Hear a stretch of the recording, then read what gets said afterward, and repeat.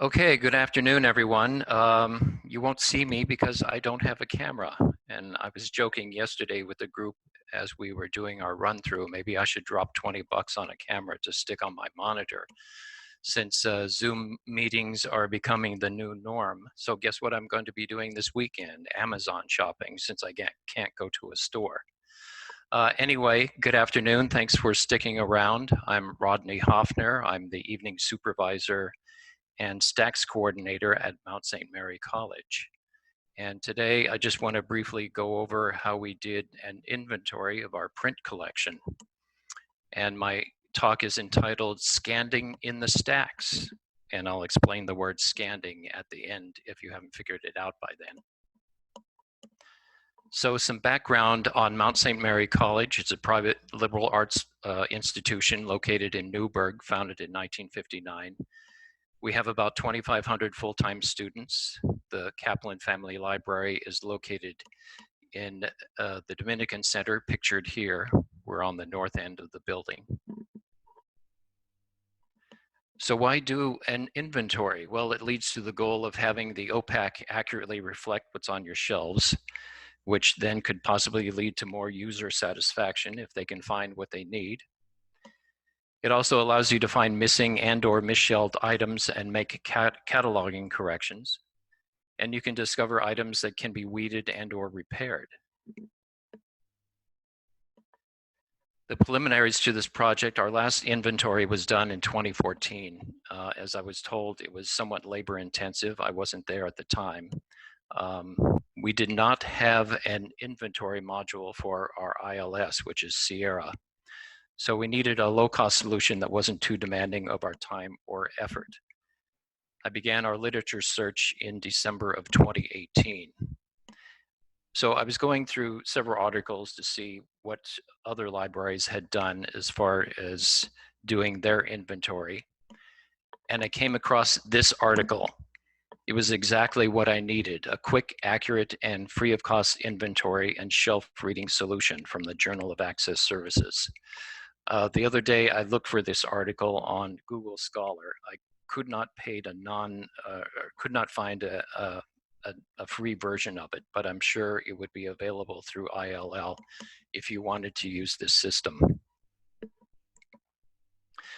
So the method used for this system, it uses an Excel spreadsheet with a combination of formulas and Visual Basic functions to scan for barcodes. And the beauty of it is that it allows the person who's scanning to continuously scan without checking for each row on the spreadsheet. The only time the person has to stop is if there's an audio cue on the computer, which tells the person to stop the scanning, and it indicates that the wrong barcode had been scanned. So putting this into practice, first I had to create a list in our ILS. I don't know what kind of a system you may have. It may be running reports, but this is what I had to do to create the spreadsheet. I had to run create a list in our ILS. Searching by item location, here I searched for main 2, which is our second floor. And then I broke it down further by call number and searched for a range between PS and RA. And I did this to make the spreadsheets more manageable. I had about 3,000 items per spreadsheet. I think the largest spreadsheet I had was around 12,000 items. I should have broken that one up too, but it still worked. And once you create a report or a list, this gets exported into the Excel spreadsheet as a text file.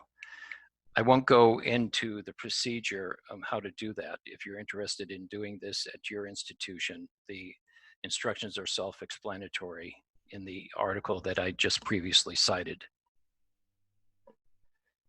So putting it into practice, here's a sample of one of the spreadsheets that I used, and I tried to keep it as simple as possible. Just 7 columns so I could see the entire spreadsheet on a laptop computer. Column A was by call number, sorted by call number. Column B, the title of the work. Column C, the barcode according to what it's supposed to be in the catalog. Column D was the barcode scanned from the actual book. Column E was one of the formulas that I had to add into the Excel spreadsheet, which told me whether the item was available or not. Column F was another formula that I added to the spreadsheet, telling me whether to proceed or if there's an audio cue from the computer to stop and check that there's a problem.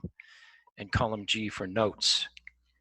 Now, if you look at the spreadsheet on rows 2 and 3, the correct barcode was scanned. The barcode scanned matched the barcode from the catalog, and it told me that the item was available and to proceed.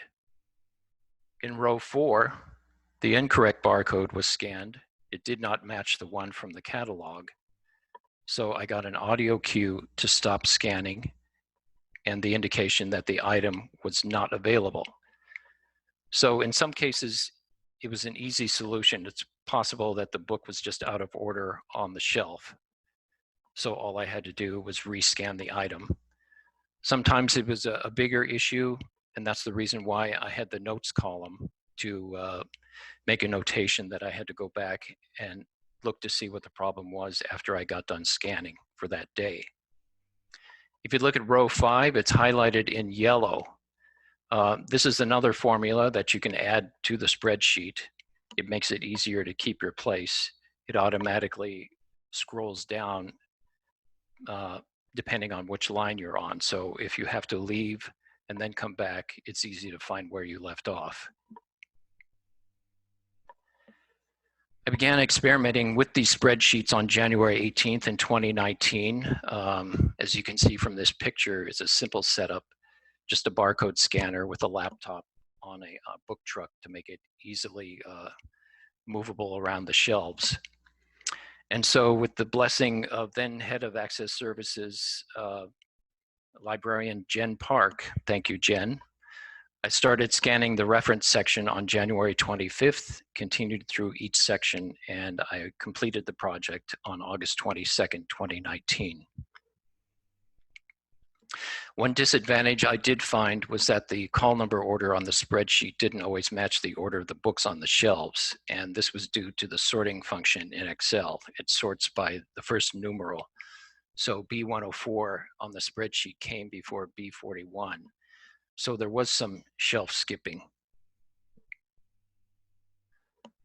The results all totaled about a little over 52,000 books were scanned on the 2 floors. I did employ 2 students to assist me with the scanning, and they were a lot of help.